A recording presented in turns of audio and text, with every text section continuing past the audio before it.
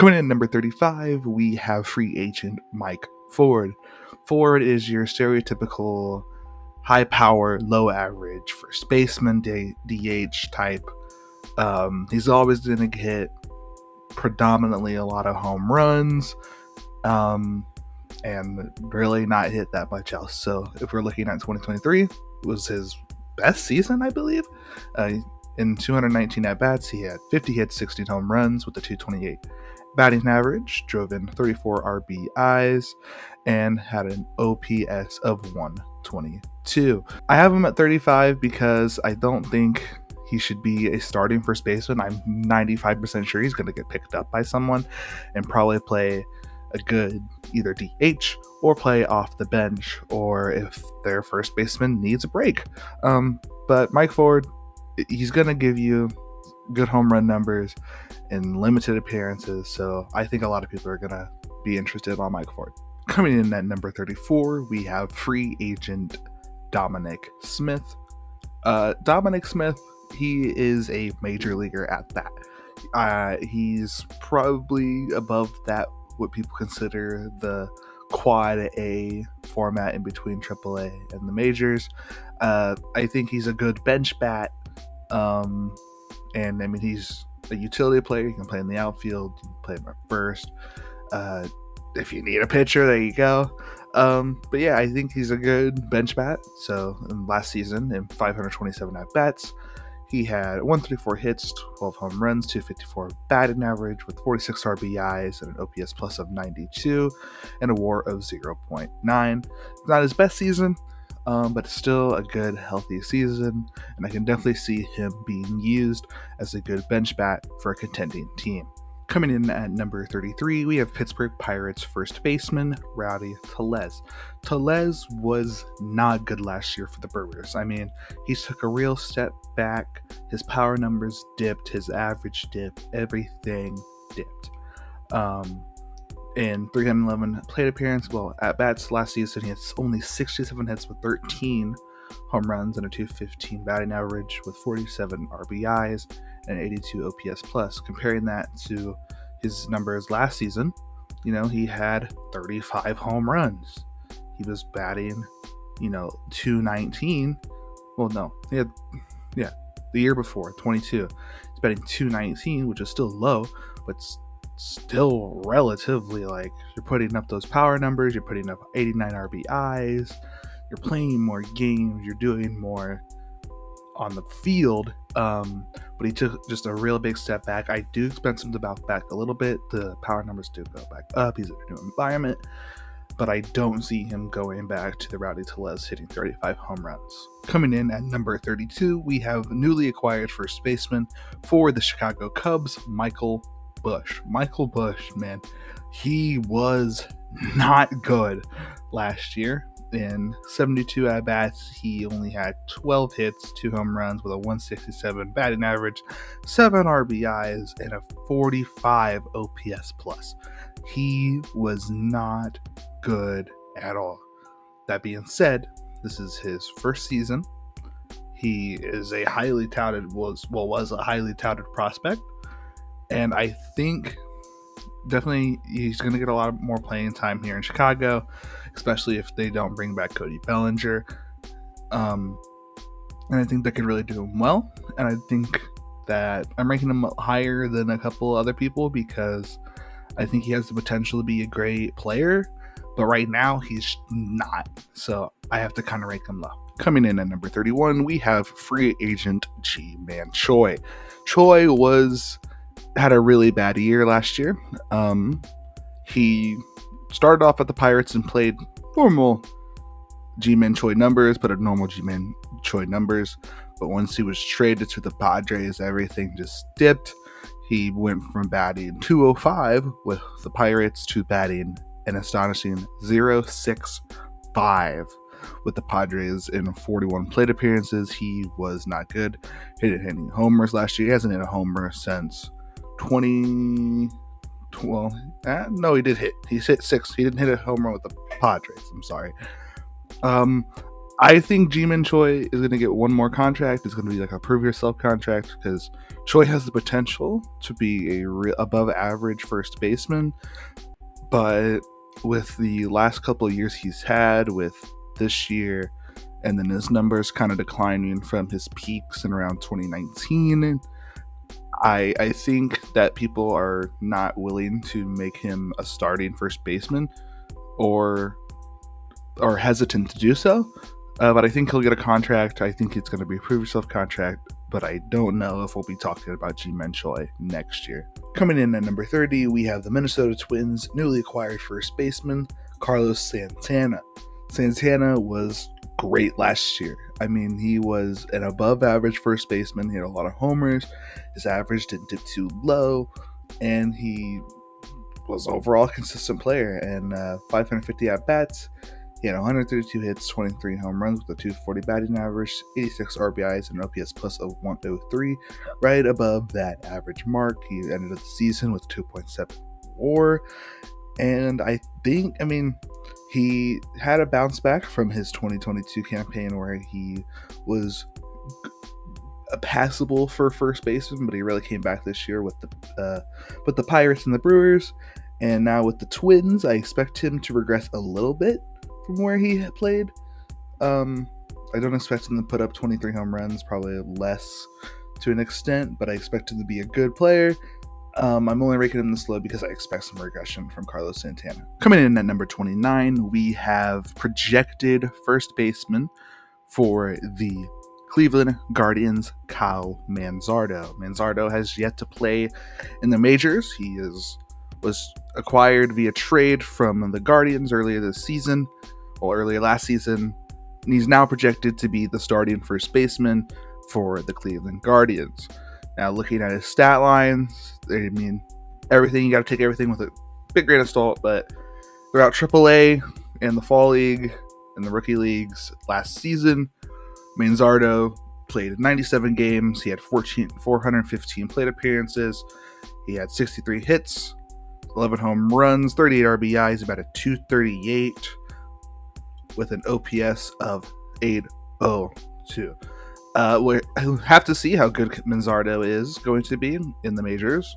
He is a highly touted prospect, and I expect him to do well. But I don't expect him to have a rookie of the year type rookie campaign. Coming in at number 28, we have Los Angeles Angels first baseman Nolan Schanuel. Schanuel, who came up super quick, who was drafted last year and was brought up to the majors last year. He was good. He hit seems to be more of an average first baseman, which you don't really see first basemen who focus on average a lot. In 109 at bats, he had 30 hits, 1 home run with 275 batting average, 6 RBIs, and a 103 OPS plus. I think he can build off of this, and if he keeps these numbers up, maybe boost his power numbers up a little bit, I could see him being higher up on this list next year. I could see him definitely being top 15 first baseman if he keeps up, like, throughout a season, 275 batting average, maybe boost up to like maybe 20-25 home runs. Like, that is a good first baseman, and he could definitely shoot up. He just has to stay consistent, and I think he has the opportunity to, but I'm not going to hedge my bets on it. But yeah, Nolan Schanuel at number 28. Coming in at number 27, we have Oakland Athletics first baseman Ryan Noda. Noda's rookie campaign last year was pretty good. In 406 at-bats, he had 93 hits, 16 home runs with a 229 batting average, 50 RBIs, and OPS plus of 121. He got himself 2.3 WAR, above replacement level. He's an above average first baseman. I don't expect him to replicate his numbers next year. He is an older rookie. He's 27. He'll be 28 next year, which is still in his prime for baseball days, but that is late to get called up. I'm ranking him low because I'm hesitant that he will be this good. I expect him to regress a little bit, but I could be proved wrong. Ryan Noda could be a top 15 first baseman next year, and I'm going to look really stupid when I make this at number 27. But I just want to see more out of Noda before I send him up to regards with people who have been doing this year after year. Coming in at number 26, we have San Diego Padres projected first baseman Jake Cronenworth. Cronenworth had a down year last year. He had less power, he hit for lower average, and he played less games. That being said, there's a world where Jake Cronenworth goes back to being a good player. I mean, in the last 3 seasons, not counting last year, he had finished second runner-up in Rookie of the Year voting in 2020, and also was an All-Star in 21 and 22. He was a good player. But last year, in 458 plate appearances, he only had 105 hits, 10 home runs, a 229 batting average, 48 RBIs, and an OPS plus of only 92. Do I expect that to continue? No. I think Cronenworth is a good player. He's entering what should be his prime, but I don't know if I'm willing to rank him higher. First base is a very tight spot when it comes to rankings. If he was at a different position, if we were ranking second baseman, shortstops, he'd probably be higher, but with first base, he's got to be down this low. Coming in at number 25, we have Chicago White Sox first baseman Andrew Vaughn. Vaughn had a Andrew Vaughn type year. I mean, he brought his WAR, like he was a 0 WAR career guy last year once he ended, and he seems to kind of have, years where he's good and years where he's not so good. And this kind of seemed like a down year after last year when, people were hyping up Andrew Vaughn to be a really good first baseman this year, and he kind of fell flat. He did hit more home runs. He played more games, so that's always good to see. But, so in 566 at-bats, he had 146 hits, 21 home runs, and 258 batting average with 80 RBI and an OPS plus of 101. And you see his OPS plus career-wise is 102. I think he's going to always just be an average baseball player, right above replacement level. And I don't see that being any different this year. So I'm kind of writing him right here because I think he's going to be consistently average. Coming in at number 24, I projected Colorado Rockies first baseman Chris Bryant. Bryant can't be bad forever. I know for the last, ever since he signed this contract with the Rockies, has been plagued with injuries, but he can't be this bad forever. Honestly, if he came back and was a top 10 first baseman next year, I wouldn't even be surprised. If he was a top 10 third baseman, I wouldn't be surprised. Chris Bryant has the potential. He's shown it, but he's just not been doing it recently. When he hasn't been injured and been playing, he has not been good. And last year, in 300 at-bats, he had 70 hits, 10 home runs with a 233 batting average, 31 RBI, and an OPS plus of only 76. He needs to turn it around now and get back to the Chris Bryant level, because if this keeps up, Chris Bryant's going to get his contract terminated and we're never going to see the man again. So hopefully he can get it together. I really like Chris Bryant, but just not right now. Coming in at number 23, we have Houston Astros first baseman Jose Abreu. Abreu is kind of like Chris Bryant in the sense of he can't be this bad. He had probably the worst year of his career last year. In 540 plate appearances, he had 128 hits, 18 home runs, 237 batting average with 90 RBIs, and an OPS plus of 87. Still better than some other people, but not Jose Abreu numbers. Especially that batting average. His batting average was down. He turned his season around in the second half. I will give him that. He was a lot better in the second half than he was in the first half. I think he had like a really long streak of not hitting a home run, and then he still hit 18. So obviously there's still something there, and maybe he's just adjusted and now he's going to be better. And 23 is going to be a really bad position for Jose Abreu, but with what he had this year, I can't rank him any higher than 23. Coming in at number 22, we have free agent first baseman Joey Votto. It feels weird to say free agent Joey Votto. Joey Votto has been a Red since 2007, and with the Reds, he's finished MVP once. He's gotten MVP votes in, 9 years out of the 17 years he has played. He has been a great first baseman, and he's not going to go back to the Reds, and it hurts to see it.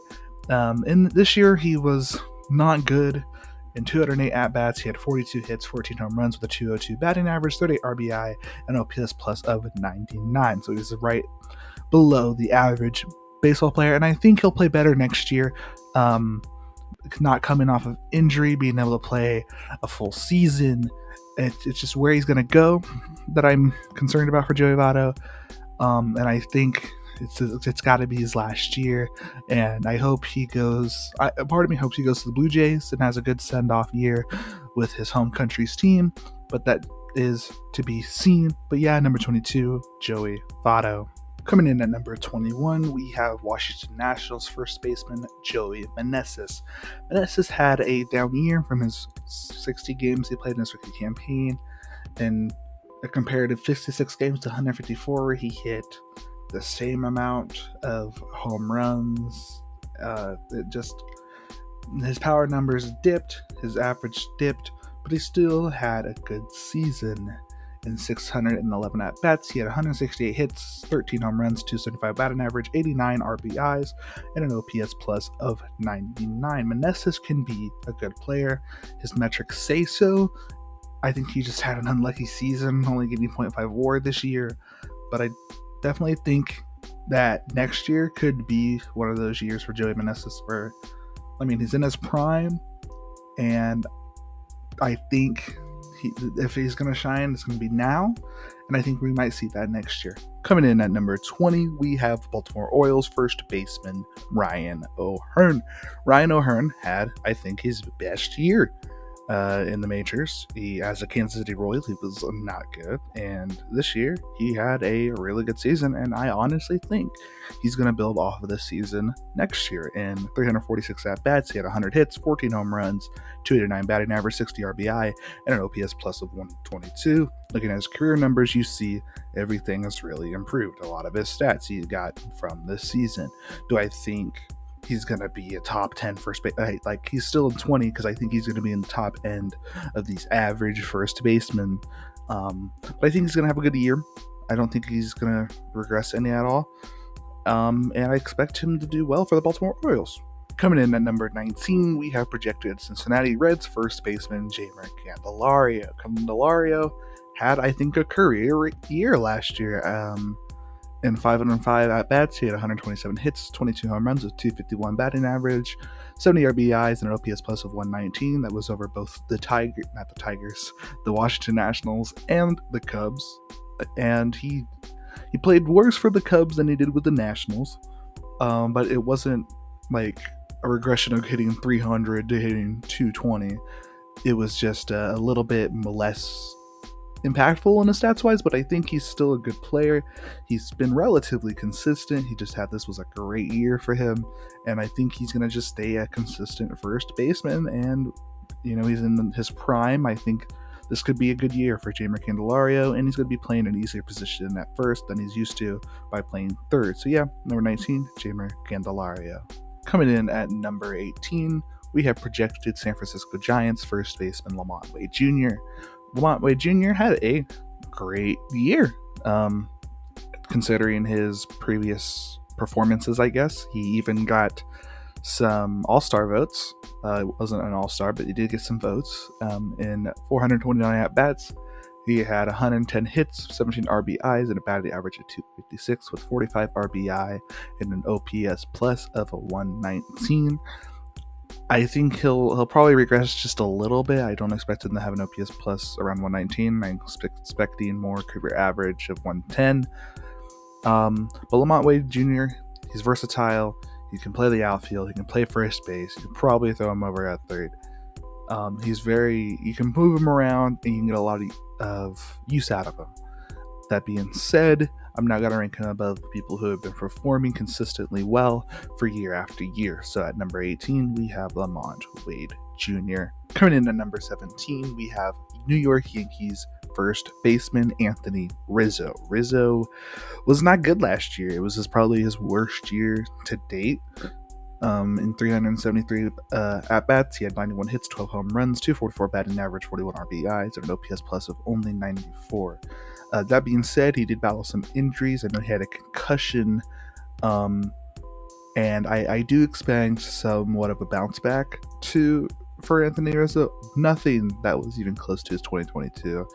I mean, he raised his average this year, but he's not gonna hit, and he's not gonna hit more than 30 home runs ever again. I'd barely see him probably hitting over 25. He'd get lucky to do that. But I definitely see a bounce back for Anthony Rizzo. But I don't see him becoming a top 10 first baseman like he was in previous years. Coming in at number 16, we have free agent first baseman Brandon Belt. Belt had a great season with the Blue Jays last year. In 339 at-bats, he had 86 hits, 19 home runs, a 254 batting average, 43 RBI, and an OPS plus of 136. It could have been his best year. He didn't play. If he played more games, I definitely think, I mean, he could have gotten MVP votes. He could have been an all-star, but that's just not what happened. But Belt played really good baseball last year. And I've seen people ranking him top 10 first baseman. I wouldn't say that. He's also getting old. He's going to be in his 36-year-old season. And I don't know how consistent he can be. And this is kind of all really like productional after a couple bad years. But I mean, that is to be seen whether he's a good first baseman or not. But I have Brandon Belt at number 16, and I think he'll probably be an above average first baseman. Coming to number 15, we have Miami Marlins first baseman Josh Bell. What a year Bell had. I mean, going from Cleveland, where he was absolutely horrendous, getting traded for Gene Segura of all people, going to the Marlins, and then having an absolute fantastic end to the season.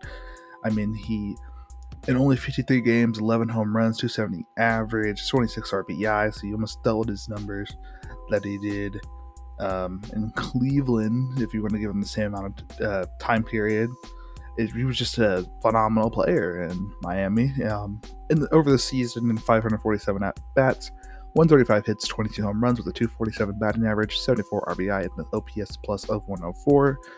So, I mean, career-wise, it was a down year for Josh Bell, and I expect him, with a full season in Miami, to do a lot better. Coming in at number 14, we have Boston Red Sox first baseman Triston Casas. Casas was good for being his rookie campaign. I mean, he was a good player in 429 at-bats, 113 hits, 24 home runs, 263 batting average, 65 RBI, and an OPS plus of 129. He was one of those fringe guys for me on this top 10. Like, and he's 14, or 15, 14. I don't remember where I put him as I'm making this 14. Duh. He was one of those fringe guys to be top 10 for me. But if he replicates this next year, maybe improves on his batting average numbers a little bit and some defensive stuff, he will be like a top 10 first baseman easily. But everyone else ahead of him has done this for a lot longer, so he had to give them that credit. So yeah, Triston Casas, number 14. Coming in at number 13, we have a Milwaukee Brewers newly acquired first baseman Rhys Hoskins. Hoskins didn't play last year due to a UCL injury. He almost played for the World Series, and if the Phillies would have made it to the World Series, he would have played then, but so it took him out for the entire season, unfortunately. But he's with the new team now on the Milwaukee Brewers, and I expect him to do really well. He's never hit under 240 besides once in his career. His power numbers have always been sharp. His worst in his full season, home run wise, has been 27, and that was in 21. So if we're looking at stats for his last full season, in 2022 and 672 plate appearances, 589 at-bats, he had 145 hits, 30 home runs, 79 RBIs with a 246 batting average and an OPS plus of 123. Hoskins has always been good, and I think he's going to continue that, and he might even build off of it. Hoskins is someone I could see getting MVP votes. He could be an MVP contender if he really just is hot like he was in 2017 when he debuted with the Phillies. But I him coming off an injury, I can't put him in the top 10, unfortunately.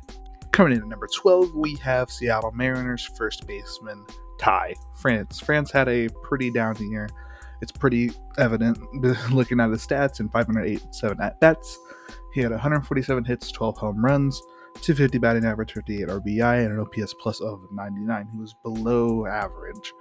But that's not to say he didn't have a bad season. He still got hit by pitches a lot, which is good. I mean, it's not good for your health, but it's good that you're getting on base that much. That's why his run numbers are probably higher than his RBI. Well, some other stats that would be inflated if his numbers were normally like that. But I definitely think that Ty France will have a bounce back. Probably not as good as his 2022 campaign was, but I definitely see him raising that average. I see him raising his home run numbers back to that 2022 standard. Maybe not as high, but he's got to hit for more average. That's all he's been his entire career. Has been an average first baseman, like average as in batting average first baseman. So I think that's what he's going to go back to. I'll give him a year. If he's not there, if he replicates what his season was this year, he'll be probably down in the 20s. But I'll give him a 12 for this year. Coming in at number 11, we have Detroit Tigers first baseman Spencer Torkelson. Now, I know what you're going to say. You're going to look at his stats, you're going to be like, why is he so high? Why is he number 11? Why is he better than Rhys Hoskins? Why is he better than Ty France? Why is he better than Jeimer Candelario? Why is he better than Joey Votto? Like, why is he better than these people? And he wasn't better than them last year, and he wasn't better than them the year before. But I think he is on an incline that I think will continue. If we look at what he did, he had negative 1.2 WAR in last year, and then this year he had 0.8 WAR. So if we take that he's going to keep going up this kind of route, he'll be a great first baseman next year. And I think that's what he's going to do. He boosted up his power numbers. He went from 8 home runs in a year to 31 in a year. He raised his batting average. He did a whole bunch of other stuff.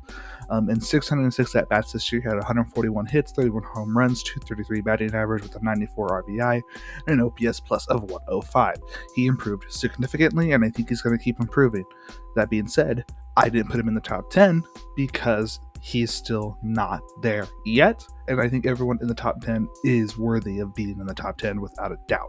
With Spencer Torkelson, fringe guy, right at number 11, I think he'll be a great first baseman. Coming in at number 10, we have Kansas City Royals first baseman Vinny Pasquantino. Pasquantino missed a lot of time last year, and the time he played wasn't the best. In 231 at-bats, he had 57 hits, 9 home runs, 247 batting average, 26 RBIs, and OPS plus of 108. Still good. Pasquantino was still good, and he was still raking, but compared to his stats the year, and his about the same amount of time last year, his stats definitely went down. But with him not being injured this year and then able to heat up and be consistent, I think he'll be consistent, and he'll have a much better season, and he'll be a top 10 first baseman. This is kind of I'm going out on a limb here, but whether or not he could be this first top 10 first baseman. I know a lot of people have him up here. I put him at 10 because I don't have that much confidence in him, but I do think that Vinny Pasquantino at the end of the year will be a top 10 first baseman. Coming in number 9, we have Texas Rangers first baseman Daniel Lowe. Lowe's offense is great, and he's even better defensively. He won a Gold Glove last year. He won a Silver Slugger the year before. And overall, he's just a really good first baseman. In 623 at-bats last year, he had 163 hits, 17 home runs, with a 262 batting average, 82 RBIs, and an OPS plus of 111. And that was a down year for Nate Lowe. And I think he's going to just be back to the old Nate Lowe. I think he could be a Silver Slugger, Gold Glove guy next year. He easily has the capacity to do so. Whether he does so, I'm not going to predict right now. Maybe in our future video. But I think Nate Lowe, he's got to be a top 10 first baseman. A lot of people sleep on him, but he's so good. He is so good. He won the World Series this year. He's really big for the Rangers and that push to win the World Series. And I think he's going to continue being the great first baseman that he is. Coming in at number 8, we have St. Louis Cardinals first baseman Paul Goldschmidt. Now, a lot of people think Goldschmidt had a really bad year last year, when in reality he didn't. In 593 at-bats, 159 hits, 25 home runs, 268 batting average, 80 RBIs, and a 120 OPS plus, produced 3.4 WAR. He still had a really good season after what he did in 2023. 2022. Obviously, it doesn't look that good, but he still had a great year. I don't expect him to ever reach his 2022 numbers ever again. And I'm putting him this low in the top 10 because at being 36, entering his age 37 season, there's always the chance for decline, and I don't want to be on the wrong end of predicting Goldschmidt to be a top 5 first baseman when he's a top 15 to 20 first baseman. So I'm putting him at number 8. It feels like a comfortable number for me to put Paul Goldschmidt, but he could definitely be top 5, but he could also be 15 to 20. But yep, number 8, Paul Goldschmidt. Coming in at number 7, we have Toronto Blue Jays first baseman Vladimir Guerrero Jr. Guerrero Jr. had a bad year in the sense of what he's done before. Well, overall, still a good year. In 602 at-bats, he had 159 hits, 26 home runs, 264 batting average, 94 RBI, and an OPS plus of 117. The beginning of the year was kind of weird for Vladdy. He had this weird stretch where he only hit one home run in Toronto, and all his other home runs were on away stadiums. Eventually, he turned that around and did a lot better, but it was just a weird thing that happened. And I don't know how he's going to do this year. There's a lot of stress, and the bad luck being that he's the cover star of the new MLB The Show game. But there's got to be a bounce back, but I don't believe fully in it. I don't think we'll ever see him finish with an OPS above 1,000 like he did in 2021. But there is always the chance, and that's why I'm putting Vladimir Guerrero Jr. at number 7. Coming in at number 6, we have Arizona Diamondbacks first baseman Christian Walker. Walker has been good. I mean, he was great last year in 582 at-bats. He had 150 hits, 33 home runs, a 258 batting average, 103 RBIs, and an OPS plus of 123. He was a Gold Glover. He got MVP votes. I mean, he was really good, and he's been pretty good for the last couple of seasons, always hitting power, hitting right above 250.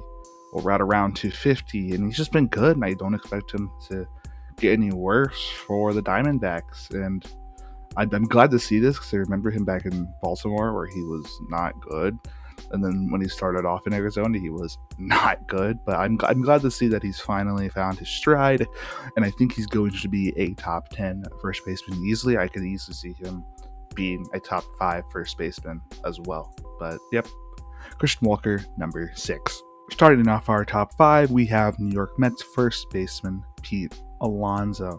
Alonso, he's going to be doing the same thing he does every year. He's going to hit for probably a low batting average and hit a lot of home runs. In 568 at-bats last season, 123 hits, 46 home runs, 217 batting average with a 118 RBI and an OPS plus of 122. My only concern with Pete, who was an all-star last year, got MVP votes last year, is that he could be traded.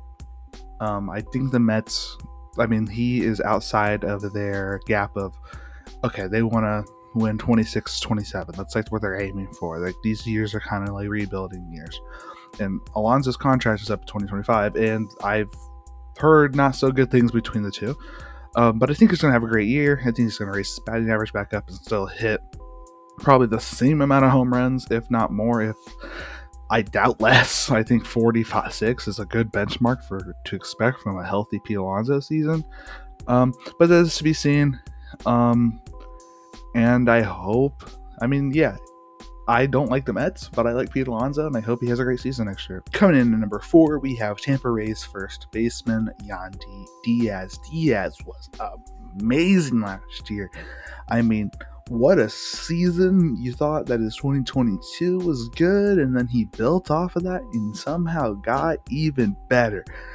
Oh my, Yandy Diaz was amazing. In 525 at-bats, 173 hits, 22 home runs, a 330 batting average, 70 RBIs, and an OPS plus of 158. Yandy was just great. I do expect some regression because that's amazing. He's an all-star. He finished 6th in MVP voting, won a Silver Slugger. Yandy Diaz was just great, and I expect some sort of regression because his years in Cleveland were not good, and then his first couple of years in Tampa were not the best. He's always been an average guy, but the homers we saw, that came out of nowhere for Yandy. He seemed to never be able to get both homers and batting average high, but he did it this year. So I don't know if he does it next year, but I expect him to be a top 10 first baseman at the least, because with these kinds of numbers, there's no way you regress to the stands of being an absolute terrible first baseman. So yeah, Yandy Diaz at number 4. Coming in at number 3, we have Atlanta Braves first baseman Matt Olson.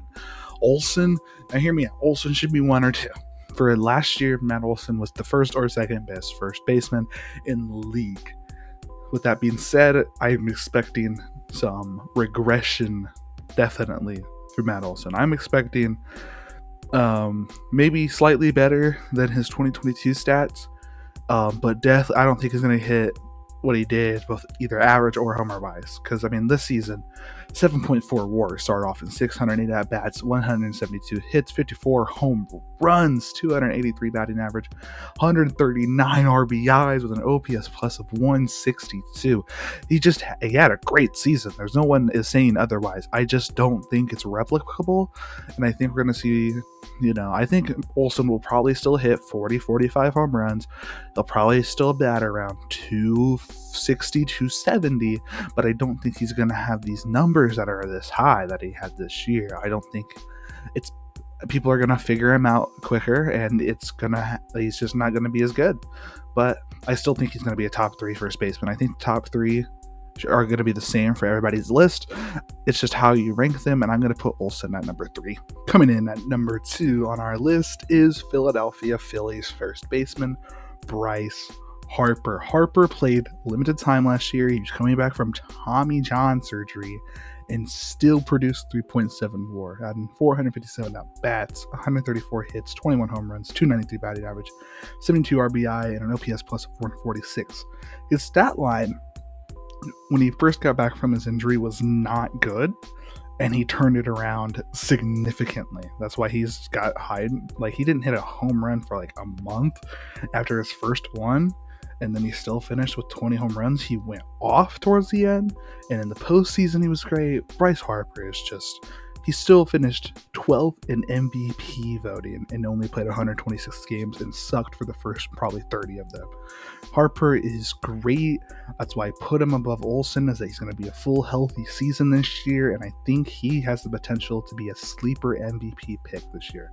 Bryce Harper at number 2. And coming in at number 1 is easily, without a doubt, Freddie Freeman. Freeman, man, he is amazing.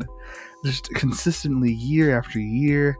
He finished 3rd in MVP voting this year. He was an all-star. He should have probably been a Silver Slugger if it wasn't for Matt Olson.